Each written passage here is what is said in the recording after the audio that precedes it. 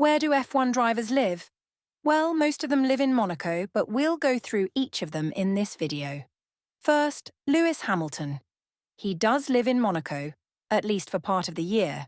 Not all year round, because obviously drivers travel a lot. He has a multi-million-dollar home in Monaco, as well as homes around the world. So, what's the big advantage of living in Monaco?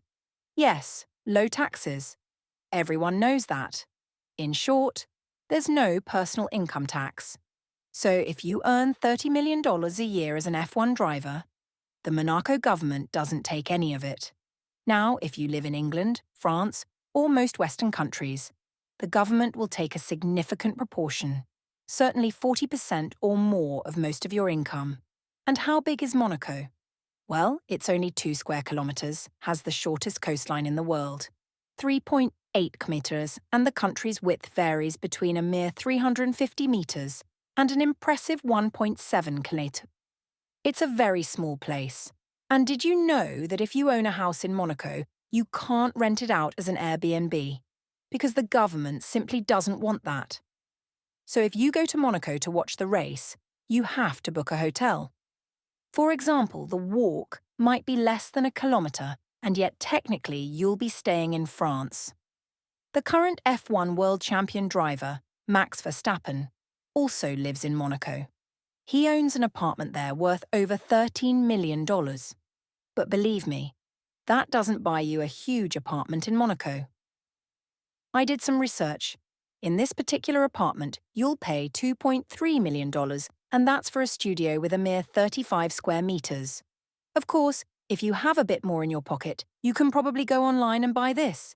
It's 3 bedrooms, 3 bathrooms, and costs a whopping $13.5 million and has 188 square meters.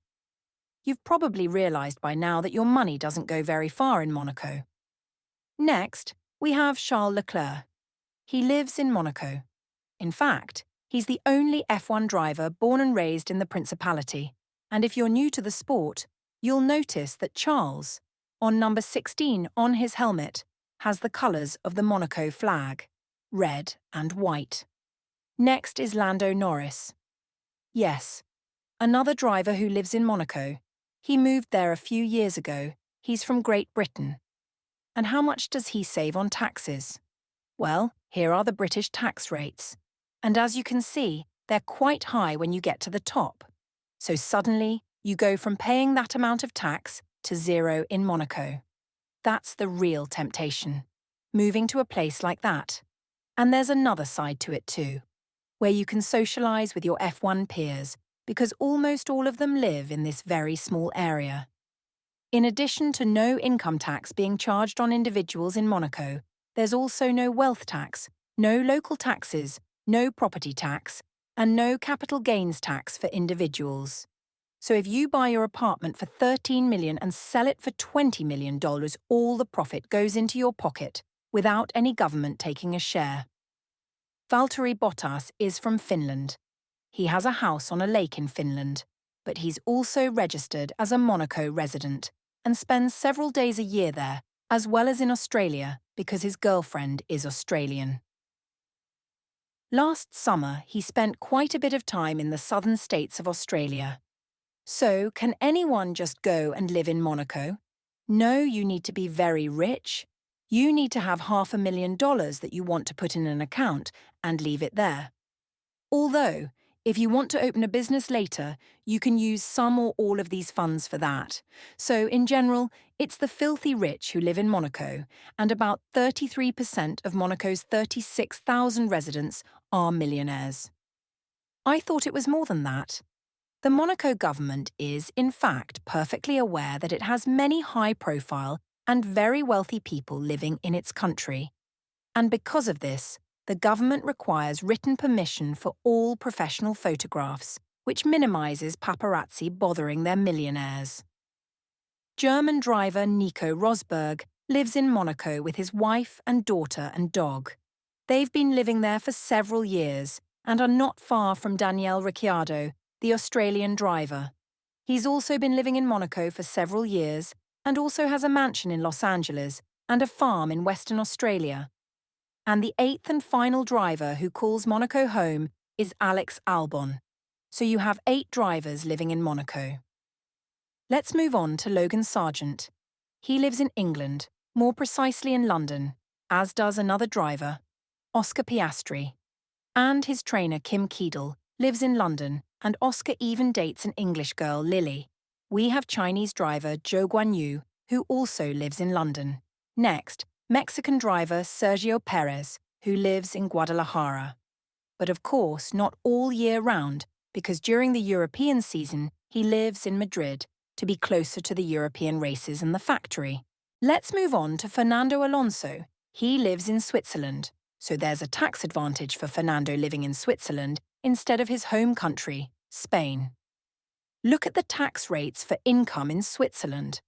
With the multi-million-dollar salary that drivers earn, the savings are incredible. Yuki Tsunoda, he's living in Italy, so he can be close to the AlphaTauri factory. When it comes to the pros and cons of Monaco, one of the big pros is the fact that you can get to Nice Airport by helicopter in just a few minutes. Yes, it will cost a few dollars, but if you live in Monaco, you're not worried about money and probably worried about time. From time to time, they take a helicopter to Nice Airport to board their private jet. The city is also extremely safe, with many cameras throughout the principality. It only exists because the French government effectively turns a blind eye to it. There aren't many places like Monaco in the world. It's an independent principality within another country. It's completely surrounded by France, so if France decided it didn't want the thing to work, it could easily end the principality by cutting off many of its services. But they allow the principality to continue. It's just that French citizens can't get zero tax benefits. They would have to pay normal taxes in France, although the French government is more than happy to allow foreign citizens to live there and not pay taxes. Pierre Gasly is French, so there's no financial benefit for him with taxes. So he lives in Milan. And his teammate, Esteban Ocon, also French, lives in Geneva. He gets a small tax reduction living in Switzerland, but doesn't get the 0% rate. So does any other driver live in Switzerland? Yes, Lance Stroll. And retired driver Sebastian Vettel also lived in Switzerland. Kevin Magnussen used to live in Dubai, mainly because he felt it was easier to get to all the races on the calendar from Dubai, and much more pleasant to train there. But now he lives in Denmark, where he resides with his wife and 2 children. By my calculations, that leaves us with 2 drivers, one of them being George Russell. He still lives in London and probably still pays English taxes, which are very high, probably almost equal to our taxes here in Brazil. And our final driver is Carlos Sainz, Spanish, who still lives in Spain, in Madrid. Well, today we learned that if you get the chance to go to Monaco, you'll probably love it, especially walking around the port and seeing all that ostentatious wealth floating on the water. And if you're going to a Grand Prix and want to stay in Monaco, have a well-filled wallet, it's quite expensive. If you like this video, you have very good taste. And remember to subscribe and like the video. Thanks for watching and see you next time.